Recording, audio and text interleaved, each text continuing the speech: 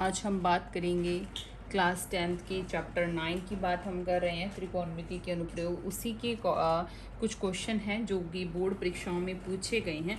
तो कुछ क्वेश्चन बीच में बोर्ड परीक्षाओं में जो पूछे गए हैं पिछले सालों में, पिछले 10 सालों में, हम उनकी भी बात करेंगे ताकि हमें पैटर्न जो है वो पता चल जाए कि कैसे क्वेश्चन जो है वो पूछे जाते हैं। सबसे पहला क्वेश्चन है, एक समतल जमीन पर खड़ी मीनार की छाया उस स्थिति में 40 मीटर अधिक लंबी हो जाती है। अब मीनार ऐसे है, ठीक है, छाया मीनार की यहाँ पड़ रही है। मीनार की छाया लंबी कितनी हो जाती है? 40 मीटर। कब हो जाती है? जब उन्नयन कोण 60 से कटकर कितना हो जाता है? 30 हो जाता है। तो 60 कहाँ बनेगा, मेरे को बताएगा कोई? 60 कहाँ बनेगा? यहाँ बनेगा। और 30 कहाँ बनेगा? यहाँ बनेगा।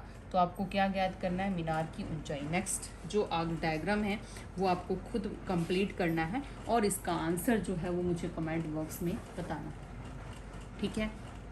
चलो दो, ठीक है। तो देखिए दूसरे, और ये क्वेश्चन जो है वो 2013 और 23 में पूछा गया है बोर्ड पेपर में। तो इसका मतलब ये है कि जो क्वेश्चन पहले पूछे गए हैं वो इस एग्ज़ाम में रिपीट हो सकते हैं, ठीक है। सूर्य का उन्नयन कोण की मैं अभी एक बात बता देती हूँ, चलो आपको। अब किसी को ये समझ नहीं आता है कि वो यहाँ 60 लिखे कि यहाँ 60 लिखे, है ना, ये बात समझ नहीं आती। तो मैं बता दूँ, जैसे जैसे हम यहाँ जाएंगे तो कोण का मान बढ़ेगा, क्योंकि इधर कितने डिग्री कोण है? 90 डिग्री। और जैसे जैसे हम इधर जाएंगे तो कोण का मान क्या होगा? कम होगा। लेकिन एक स्थिति ऐसी आएगी कि कोण का मान बढ़ना भी शुरू हो जाएगा। जैसे हम बिल्कुल सीधा जाएं तो 180 कोण बन जाएगा। तो आपको ये ध्यान रखना है कि इस तरीके से पहले 60 डिग्री का कोण था और फिर 60 डिग्री से घटकर कितना हो गया है? 30 डिग्री हो गया। तो कहीं ऐसे नहीं हो 60 यहाँ बनाओ और 30 यहाँ बना दो, तो 30 उसके पीछे जाएगा। आप डी से बनाकर एक बार नाप कर भी देख सकते हैं। नाप कर देखेंगे तो आपको थोड़ा याद रहेगा।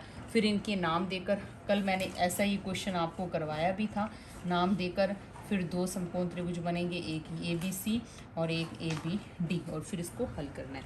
हल आपको खुद करना है और मुझे आंसर बताना है आपने कि मीनार की ऊंचाई जो है वो कितनी होगी। दूसरा क्वेश्चन है, एक मीनार के पाद से, अब मीनार ये रही, उसके पाद से एक भवन के शिखर, मीनार यहाँ है और एक भवन यहाँ है, भवन के शिखर का उन्नयन कोण मीनार के पाद से कितना है? 30 डिग्री है।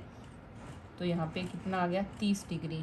और भवन के पाद से, ये भवन का पाद है, तो मीनार के शिखर का उन्नयन कोण कितना है? 60 डिग्री है। एक का 60 डिग्री, एक का 30 डिग्री। और यहाँ पे धरती है, ठीक है। तो एक भवन है और एक क्या है? मीनार है। हमने पढ़ा मीनार के पाद बिंदु से, तो ये मीनार थी, मीनार के पाद बिंदु, ये पाद बिंदु था मीनार का। मीनार के पाद बिंदु से भवन के शिखर का उन्नयन कोण कितना था? 30 डिग्री। तो ये भवन है और ये क्या है? मीनार है। हमें भवन की क्या करनी है? ऊंचाई ज्ञात करनी है, यानी ये ज्ञात करनी है। और मीनार की ऊंचाई कितनी है? 48 मीटर है। तो आप क्या करोगे? एक तो इनको नाम दोगे ABC और D, 2 समकोण त्रिभुज बन रहे हैं, एक इधर और एक इधर बन रहा है।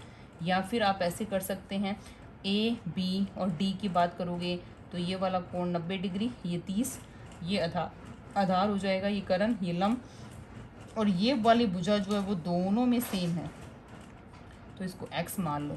और दोनों को इक्वल करके समीकरणों को आप इसका हल जो है वो निकाल सकते हैं। और ये क्वेश्चन बोर्ड परीक्षा 2016 में आया हुआ है।